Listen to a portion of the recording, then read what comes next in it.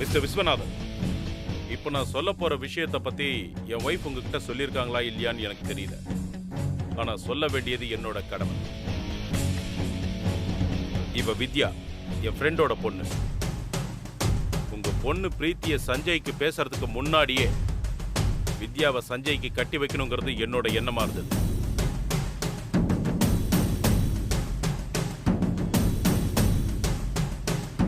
அது நடக்காதுன்னு உங்ககிட்ட நான் ஏற்கனவே சொல்லிட்டேன். சஞ்சய்க்கும் பிரீத்திக்கும் ஒத்து வராதுன்னு தான் நானும் சொல்றேன். நீ கேக்குறியா? உன்னோட ஸ்டாண்ட்ல நீ தெளிவா இருக்க, இது என்னோட ஸ்டாண்ட். அங்கிள், அவ உங்க ஃப்ரெண்டோட பொண்ணுங்கிறதுக்காக வீட்டு வேலை பார்க்குற ஒரு படிக்காத பொண்ணை உங்க பையனுக்கு கட்டி வைக்க நினைக்கிறீங்களே, அது உங்களுக்கு தப்பா தெரியல? தப்பில்ல அபிஷேக். இன்னைக்கு நாங்க இவ்வளோ வசதியா வாழ்றோம்னா அதுக்கு காரணம் வித்யா குடும்பம் எங்களுக்கு செஞ்ச உதவிதான். இன்னைக்கு பெருசா வளர்ந்திருக்கிற வேதா குரூப் ஆஃப் இன்ஸ்டிடியூஷன்ஸ் ஒரு ஆலமரம் மாதிரி வளர்ந்து நிற்குதுன்னா அதுக்கான விதை போட்டது வித்யாவோட அப்பாவும் அம்மாவும் தான். உங்களுக்கெல்லாம் ரோல் மாடலா இருக்கிற வேதாங்கிற பிராண்ட் உருவாகிறதுக்கு காரணம் வித்யாவோட குடும்பம் தான். ஏதோ என் மேலையும் இந்த குடும்பத்து மேலையும் இருக்கிற பாசத்துல அவ இந்த வீட்டுல இருந்துகிட்டு சொல்ற வேலையெல்லாம் செஞ்சுக்கிட்டு இருக்கா. அதுக்காக நீங்க அவளை சாதாரணமா எடை போட்டுற வேண்டாம். தகுதி தராதரம் எல்லாத்துலயும் உங்க எல்லார விடவும் ஒரு படி மேலானவதான் வித்யா. இந்த பழைய கதையை இன்னும் எத்தனை நாளைக்கு பேசுவீங்க? பழச மட்டுமே திரும்ப திரும்ப பேசுறவங்க எதிர்காலத்தை இழந்துருவாங்க. அது உண்மைதான். ஆனா பழச முழுசா மறக்கிறவங்களுக்கு எதிர்காலமே இருக்காது. நீ பழச மறந்தாலும் என் பசங்க எதையும் மறக்க மாட்டாங்க. அதனாலதான் சொல்றேன், சஞ்சய்க்கு இந்த கல்யாணத்துல விருப்பம் இல்ல. அவனும் வித்யாவை தான் கல்யாணம் பண்ணிக்க விரும்புறான். இல்ல, என் பையன் படிக்காத ஒரு கிராமத்து பொண்ணு மேல ஆசைப்பட மாட்டான். அவனுக்கு ஏத்த பொண்ணு பிரீத்தி தான். ஒரு காலத்துல என் பையன் அப்படிதான் இருந்தான். அப்ப நீ சொல்லி இருந்தா பிரீத்திய கல்யாணம் பண்ணிருப்பான். ஆனா இப்ப அப்படி இல்ல, அவன் மாறிட்டான். அவனுக்கு இந்த கல்யாணத்துல விருப்பம் இல்ல இல்ல இல்ல. பாருங்க ஆண்டி, அங்கிள் இவ்ளோ பேசுறாரு, உங்க பையன் எதிர்த்து ஒரு வார்த்தை பேசுறானா, அவன் அமைதியா நிக்கிறானா, அதுக்கு என்ன அர்த்தம்? முதல்ல அங்கிள் சஞ்சய் கிட்ட இந்த கல்யாணம் வேணுமா வேணாமான்னு தனியா கூப்பிட்டு கேட்கும்போது கூட இதே மாதிரி தான் அமைதியா நின்னான். இப்பவும் அப்படியே தான் நிக்கிறான். அப்ப அதுக்கு என்ன அர்த்தம் ஆண்டி? அங்கிள் சொன்ன மாதிரி சஞ்சய் இந்த படிக்காத கிராமத்து பொண்ணு தான் கட்டிக்க விரும்புறானா? சஞ்சய், என்னடா இதெல்லாம்? ஏன் அமைதியா நிக்கிற? உங்க அப்பா உன்னோட மனச கலைச்சிட்டாரா? அப்படி ஒரு கீழ்த்தரமான செயலை செய்யறவன் நான் இல்ல. அவனுக்கு விருப்பம் இல்ல, அதான் உண்மை. அத அவன் உன்கிட்ட சொல்ல முடியாம தவிக்கிறான். அப்படியா சஞ்சய்? உனக்கு இந்த கல்யாணத்துல விருப்பம் இல்லையா? அம்மா உன் மனச புரிஞ்சுக்காம தப்பான முடிவு எடுத்துட்டனா? டேய் சஞ்சய், ஏன்டா கல்லு மாதிரி நிக்கிற? வாயை திறந்து பேசுடா. வித்யாவை தான் நான் கட்டிக்க போறேன்னு வெளிப்படையா சொல்லு.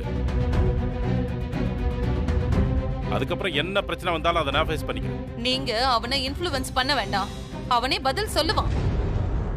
கிழக்குல உதிக்கிற சூரியன் மேற்குல உதிச்சாலும் படிக்காத ஒரு பொண்ண நான் என் வீட்டு மருமகளை ஏத்துக்க மாட்டேன்.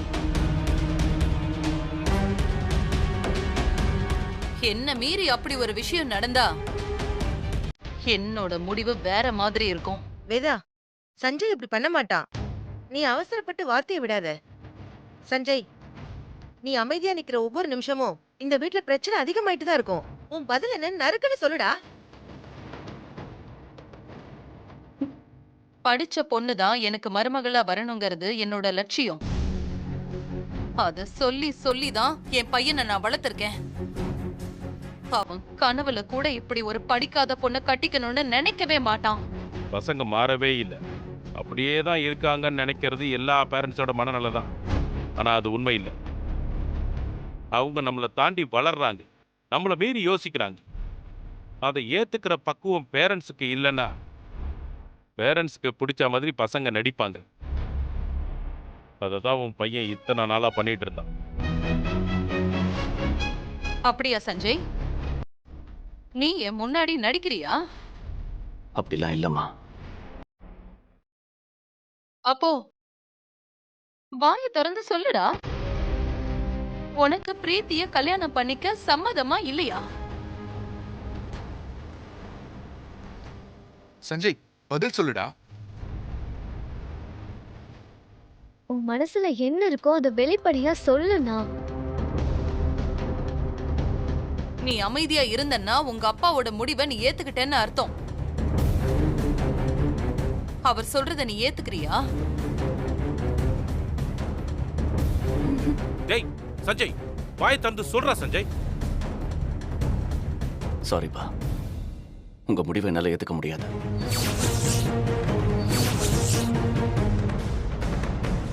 அம்மா யாரை இந்த வீட்டு மருமகளை ஆக்கணும்னு நினைக்கிறாங்களோ அவங்கள தான் நான் கல்யாணம் பண்ணிப்பேன்.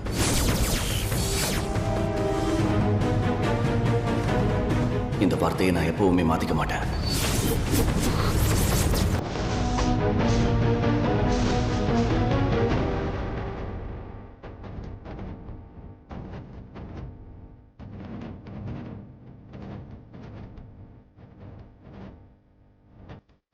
இல்லடா சஞ்சய், நீ அவசரப்படுற. அப்பா ப்ளீஸ் எதுவும் பேசாதீங்க. இதுக்கு மேல இந்த பிரச்சனையை வளர்க்க வேண்டாம்.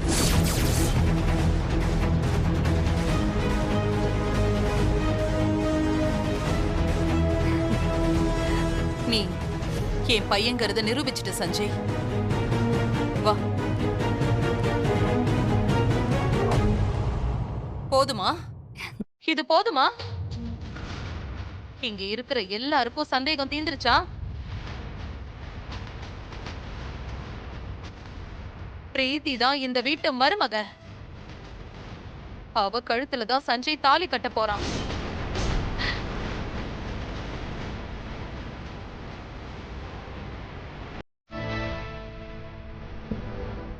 ரொம்ப சந்தோஷம் வேதா. ஆனா சந்திரமோகன் அவர் தான் பையனோட விருப்பத்துக்கு குறுக்க நிக்க மாட்டேன்னு சொல்லிட்டாருல. ஆ இன்னும் என்ன? Thank you aunty. என் பையனுக்கு நீ செட் ஆக மாட்டேன்னு தெரிஞ்சிருந்தா நானே உன்னை ரிஜெக்ட் பண்ணிருப்பேன்.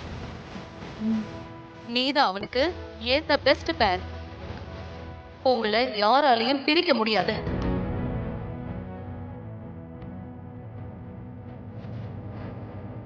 இந்த பிரச்சனையை பத்தி இனி யாருமே பேசக்கூடாது.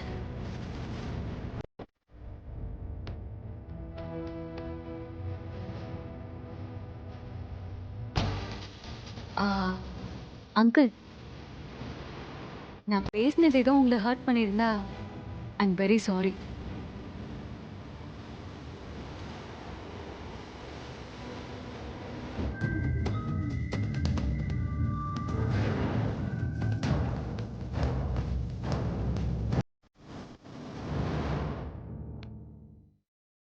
அங்கிள் மனசுல இப்படி ஒரு ஐடியா இருக்குன்னு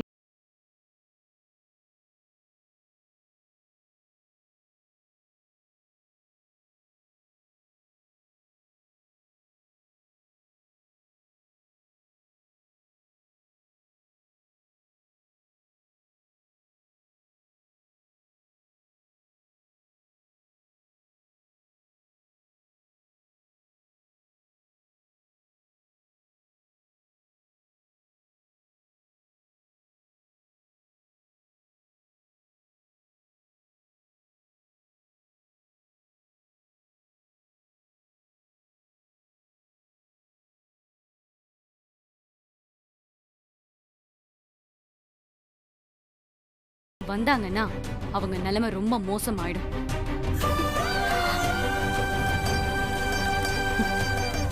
நீ எனக்கு மட்டும்தான். I love you Sanjay.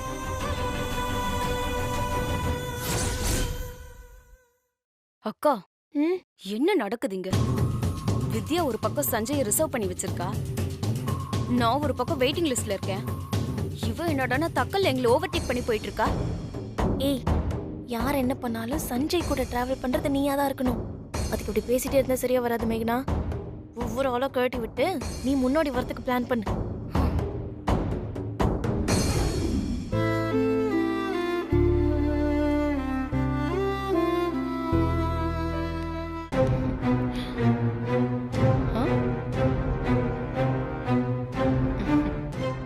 தேடி வரேன்.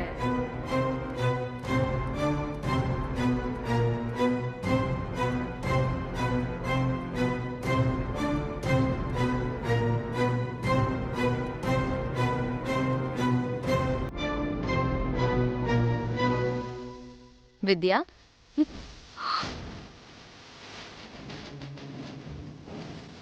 ஆன்ட்டி உன்னை அசிங்கப்படுத்தினதை பார்க்கும்போது மனசுக்கு எவ்வளவு சந்தோஷமா இருந்துச்சு தெரியுமா? ஆன்ட்டி நீ ஏதாவது நல்லது செஞ்சா பாராட்டுவாங்க. அதுக்காக உன்னை இந்த வீட்டு மருமகளால ஆக்க மாட்டாங்க வித்யா. அத நீ இப்பவாவது புரிஞ்சுக்கிட்டியா? உன்னை அவங்க வாணி நினைச்சிட்டு இருக்கும் போதே இந்த அளவுக்கு கோவப்படுறாங்களே, நீ தான் வித்யான்னு தெரிஞ்சா என்ன ஆகும்? உன் தலைமுடிய புடிச்சு தரன்னு இழுத்துட்டு போய் ரோட்ல தள்ளுவாங்க. சொல்ல முடியாது, ஆவேசத்துல அப்படியே துப்பாக்கி எடுத்து சுட்டாலும் சுட்டுருவாங்க. இவ்ளோ ரிஸ்க் எடுத்து நீ இந்த வீட்ல இருக்கணுமா வித்யா? சொல்றத கேளு, நீ நினைக்கிறது கண்டிப்பா நடக்காது. அதனால ஊர் பக்கம் போய் யாராவது ஒரு பையனை பார்த்து கல்யாணம் பண்ணிட்டு செட்டில் ஆகுற வழியை பாரு. உயிராவது மிஞ்சும். எனக்கு கொஞ்ச நேரம் தனியா இருக்க விடுறியா? இங்க இருந்து போ. கொஞ்ச நேரம் என்ன, இன்னைக்கு ஃபுல்லா தனியா இருந்து யோசி. ஆனா இந்த வீட்டை விட்டு போற மாதிரி நல்ல முடிவாயிடு. அதுதான் உனக்கு நல்லது. மேக்னா,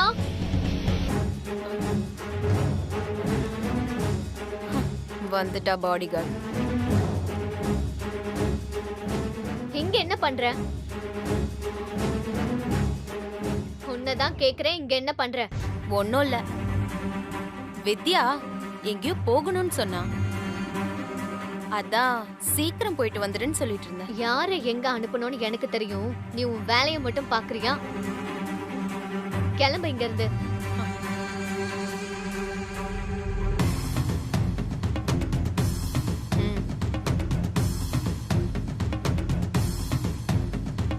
உன்னதான் சொல்றேன், கிளம்பு இங்க இருந்து.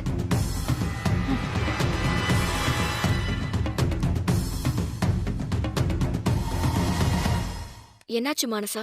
அப்பா உனக்கும் அண்ணனுக்கும் கல்யாணம் பண்ணி வைக்க போறத பத்தி பேசினாங்கல்ல, அத பாக்கும்போது எனக்கு எவ்வளவு சந்தோஷமா இருந்துச்சு தெரியுமா? என் அண்ணனுக்கு ஏத்த ஜோடி நீதான் வித்யா. நீங்க 2 பேரும் ஒண்ணு சேரணும்னு நான் ரொம்ப நாளாவே யோசிச்சுட்டு இருக்கேன். அம்மா தான் அவசரப்பட்டு அந்த பிரீத்திய கட்டி வைக்க நினைக்கிறாங்க. நீ ஒன்னும் கவலைப்படாத, அப்பா இருக்காரு. அவரு ஏதாவது பண்ணி உனக்கும் அண்ணனுக்கும் கல்யாணம் பண்ணி வச்சிருவாரு. அவரோட லட்சியமே அதுதானே. உனக்கும் என் அண்ணனை பிடிச்சிருக்குல்ல? அண்ணனை பத்தி நீ என்ன நினைக்கிற? இப்ப எதுக்கு மானசா இதெல்லாம்? எனக்கு தெரியும், உனக்கும் என் அண்ணனை ரொம்ப பிடிக்கும். அத ஒரு தடவை வெளிப்படையா சொன்னா நல்லா இருக்கும். என்ன பத்தி யோசிக்கிறத விட்டுட்டு நீ உன் வாழ்க்கைய பத்தி கொஞ்சம் யோசி மானசா. அத்தை உனக்கு பாத்திருக்க மாப்பிள்ள உனக்கு பிடிச்சிருக்கு தானே? நீ எப்பவும் மத்தவங்களோட சந்தோஷத்தை பத்தி மட்டுமே யோசிக்கிற.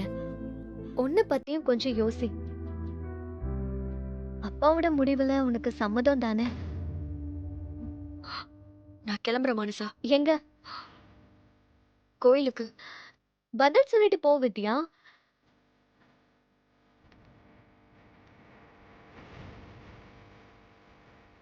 அப்போ மௌனம் சம்மதம்னு எடுத்துக்கவா?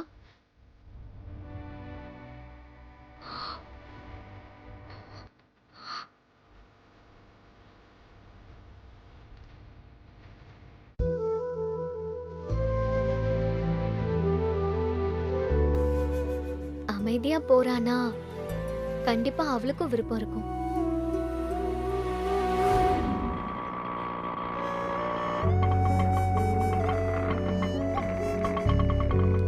இந்தாங்கண்ணே.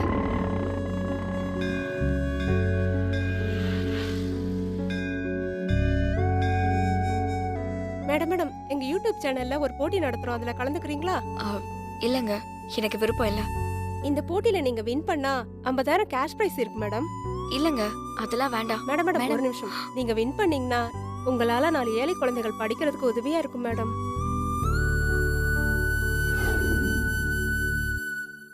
உங்களால 4 ஏழை குழந்தைகளுக்கு உதவியா இருக்கும்ல. ஒர்க் அவுட் ஆகுது. சரி, என்ன போட்டி? நாங்க பொதுவா சில கேள்விகள் கேட்போம். நாங்க எதிர்பார்க்கிற பதில நீங்க சொன்னா நீங்க வின் பண்ணாதான் நாங்க அனௌன்ஸ் பண்ணுவோம். இதனால ஏழை குழந்தைங்களுக்கு உபயோகமா இருக்குமேன்னு பதில் சொல்றேன். சரி, கேளுங்க. காதல்னா என்ன? அத பத்தி உங்க கருத்து என்ன? நீங்க என்ன நினைக்கிறீங்க? வெளிச்சமே இல்லாத ஒரு இருட்டுல எங்க போறதுன்னு திக்கு தெரியாம நிக்கும்போது திடீர்னு ஒரு சின்ன வெளிச்சம் வந்து நம்மள கூட்டிட்டு போனா எப்படி இருக்கும்? அந்த வெளிச்சத்தை நாம எவ்வளவு நம்புவோம், அந்த மாதிரி ஒரு நம்பிக்கை தான் காதல். எந்த ஒரு கஷ்டம் வந்தாலும் அதை கடந்து போறதுக்கான தைரியம் தான் காதல். தூரத்தை தூரமா காட்டுற பந்தம். எவ்வளவு கஷ்டம் வந்தாலும் நான் உன் கூட இருக்கேங்கிற தைரியம் தான் காதல். நீங்க லவ் மேரேஜை சப்போர்ட் பண்ணுவீங்களா இல்ல அரேஞ்ச் மேரேஜ் சப்போர்ட் பண்ணுவீங்களா? எப்படி நடந்தாலும் 2 பேருக்கும் நடுவுல காதல் இருக்கணும். அது இல்லாம வேற எந்த காரணத்துக்காகவும் கல்யாணம் பண்ணிக்கிட்டாலும் அந்த லைஃப் நிலைக்காது. அப்படி கல்யாணம் பண்ணிக்கிட்டவங்க கூட லைஃப்ல ரொம்ப நாள் கடக்க முடியாது. காதல் தான் முக்கியம். சில பேர் காதலிச்சு கல்யாணம் பண்ணிக்கிறாங்க. சில பேர் கல்யாணத்துக்கு அப்புறம் காதலிக்கிறாங்க. எதுவா இருந்தாலும் 2 பேருக்கும் நடுவுல காதல் இருக்கணும். அது இல்லைன்னா வாழ்க்கை நரகமாயிடும்.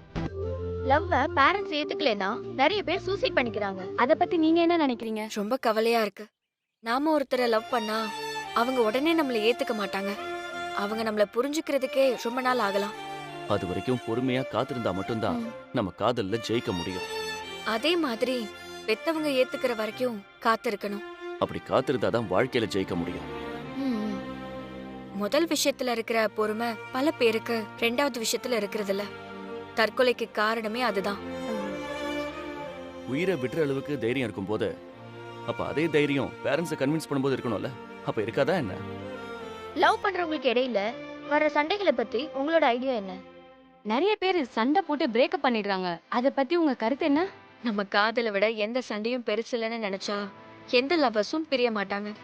சண்டை போட்டு பிரிஞ்சிடுறாங்கன்னா அவங்களுக்குள்ள அது வரைக்கும் காதலே இல்லைன்னு தான் அர்த்தம். உங்களுக்கு லவ் மேரேஜா இல்ல அரேஞ்ச் மேரேஜா?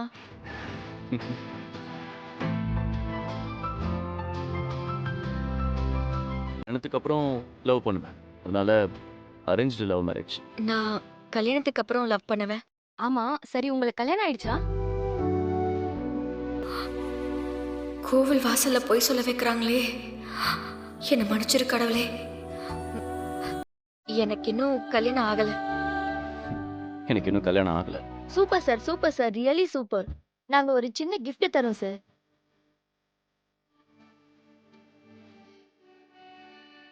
எங்களோட ஸ்மால் gift சார் இது. இந்தாங்க மேம், இதை வாங்கிக்கோங்க. அம்மா, என்ன இது? இந்த காம்படிஷன்ல வின் பண்ற 2 பேருக்கு நாங்க ஒரு gift கொடுக்கறோம். அதுல ஒரு செயின் இது. இன்னொரு செயின் வேற ஒருத்தருக்கு கொடுத்திருக்கோம். பாதி ஹார்ட் இந்த செயின்ல இருக்கிற மாதிரி மீதி ஹார்ட் அந்த செயின்ல இருக்கும். சப்போஸ் நீங்க லைஃப்ல அவங்கள மீட் பண்ற சந்தர்ப்பம் அமைஞ்சா 2 ஹார்ட்டையும் சேர்த்து வச்சு பாத்துக்கலாம். இன்னொரு செயினை யாராவது வாங்கியிருக்காங்களா? ஆமா. யாரு? நான் தான்.